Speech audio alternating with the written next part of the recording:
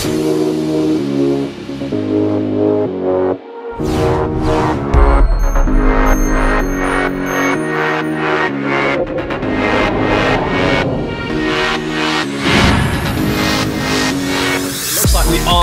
It is 6:30. Good evening, everybody. Thank you so much for joining us on this 100% live and interactive Q&A. Act on this live broadcast. Okay, for those who don't know me, if you're joining the site for the first time, my name's Ross. I'm an actor, and I created this site in order to kind of bring other actors together and open the industry up.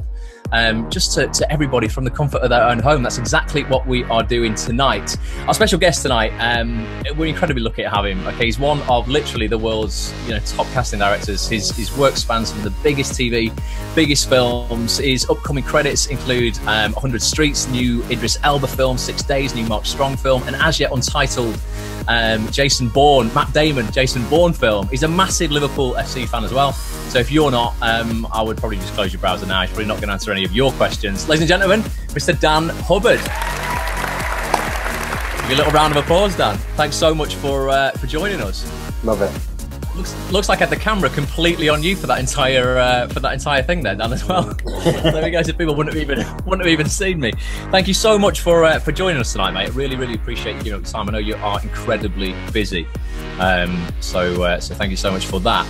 How this is going to work, guys, tonight. Okay, this is not going to work unless you get involved. Like I said in the intro where you didn't see me, that it is 100% live and interactive. If you don't, then it's going to be rubbish. Okay, so we need you to tweet us your acting and casting questions live right now. You can do that if you're watching on actonthis.tv/live right now. You'll see a box underneath this video. You can do that. Just literally click into it and write your question. If you're got your mobile out or something like that, then you can tweet at actonthistv and we'll receive your questions as well. Just so I know that everything is working and we're coming through loud and clear, can you tweet me now? Just say, Ross, Dan, we can hear you, because that would be nice to know. Dan, everybody who comes on a broadcast or a podcast with Acts on This gets a charity donation of 100 quid to give to a charity of their choice. Who have you chosen? Plug your charity a little bit. Let's talk about that for a sec. Cancer Research UK. Just for, personal reasons and obvious reasons.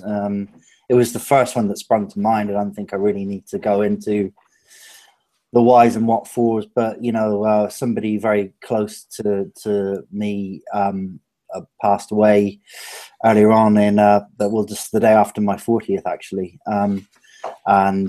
so that's really for her. Lucy, this is for you, and that was it, really. Nothing else to say. Amazing. Yeah. Awesome. I've got a little bit of blurb here. It says in the 1970s, less than a quarter of people with cancer survived. Okay, but over the last 40 years, survival has doubled.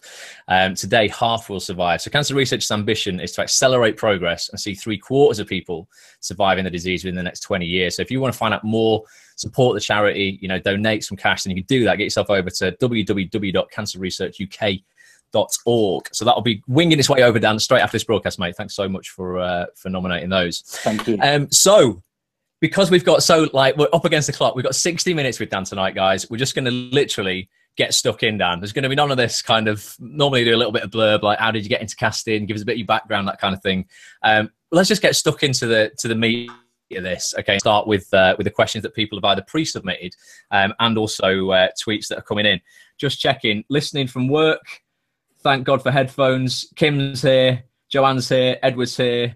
It's working, Dan, obviously, so that's bonus. Excellent. So to start with, most actors who are going to be watching this right now, in terms of the people in the Acts in This community, they're like drama school grads, they're people new to the industry. They're going to be the day players who are coming in and asking, kind of to be seen for, they're getting like 1 scene, 2 scenes, 3 scenes, building their CV up. They might be guest starring in soaps or TV dramas. They're probably the people who, I guess, are, I don't know, maybe some of the most exciting people to cast for you that aren't the stars, because I guess you kind of know what you're getting with those people. How much freedom are you getting at the moment to kind of, to go out there and unearth, brand new kind of fresh talent? And what's kind of like your preferred way to do that, you and the team at Hubbard Casting there? Well, I mean, each situation differs a great deal. It depends on how much time you've got, who you're working with, what kind of budget restraints you've got, whether the production will require a high volume of names to keep their investors and financiers happy, But usually, if you're working with a good producer, they have an eye for nurturing and discovering talent where they possibly can. I mean, for TV, for example, if I'm about to start this major project, which I can't announce just yet because I'm just doing my deal, but that's a very big TV show which will go out internationally.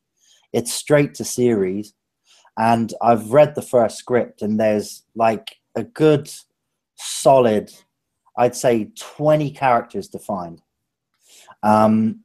maybe 20 to 30 actually, and quite a lot of young characters.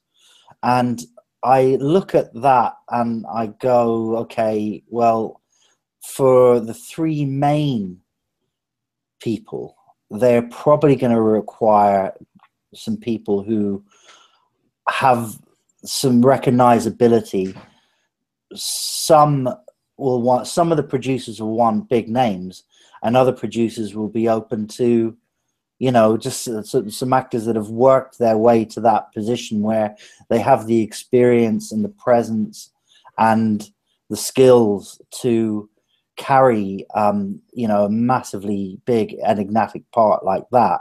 But I would, if it was up to me, I would be open to seeing some actors, some brand new actors that I've never met before. Tricky thing is for that one though, is that those characters are in their mid-30s. So more often than not, I'm probably going to know for sure any of the actors that are going to end up on screen, whether their names or not. I'll know who they are because it's my job to know. And that somebody in their mid-30s is going to have been around a while. It's quite rare that you get people graduating at that age. Not saying that you don't get people that are starting off the acting journey later on in life. So maybe those parts aren't as open, but there's a lot of sort of younger roles. Depending on the director being very precise with me, if he or she says they've got to have this accent, that accent, has to have this skill, that skill, I would keep it quite open, because you can't have nor afford very expensive established actors in all the roles. It's a fine balance. Yeah, of course. Just re-ask me any of the question that I didn't quite cover there. So it's kind of like, where's your kind of, I don't know, maybe go-to place right now to to uncover those new faces that you're going to be able to give those smaller roles to? Will is it the kind of more traditional route of drama school showcases, or are you asking people more for self-tapes so people can just kind of submit themselves a lot more readily that way? Well, no, how I sort of advertise for roles, for instance, with that show in mind, is I will send it out Spotlight pretty much to every single agent in England, and unless I know that I'm going to require an actor of a certain name, but a lot of the time I tend to send out my briefs to every agent on Spotlight, so everybody gets a crack, because it doesn't take a hell of a lot of my time to sort of flick through all the suggestions that get through. Gone are the days when you had to go through all the books and an assistant would have to mark up Spotlight physically.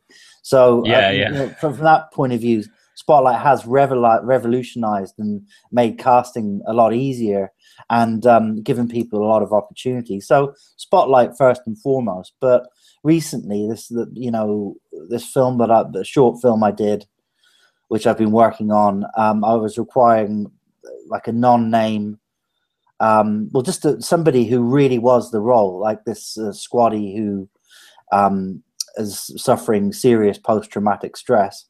Right. The director, a very good director from a very established commercials company called Knucklehead, said, I'm open to anyone. I just want the right feeling, and he's got to feel like a real lump who you would see having a fight in a pub in Wigan on a Saturday night, basically beating 6 guys up. So had to have a certain sort of physicality in a way, and you know, sort of the way Stephen Graham can have a brutality even before he opens his mouth.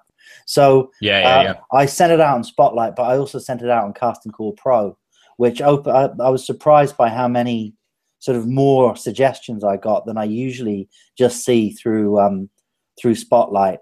And word got around, and a few people emailed me about it anyway. But for that, it was good because, you know, the director and I went through the submissions of the people that I thought were interesting and worth a shot. And the first round of it, everybody had to do a self-tape. Right. Okay. And I presented those self-tapes on the people that the director was interested in. So he got to sit down and watch all of those self-tapes. So that was a good example of how I sort of spread the net wide.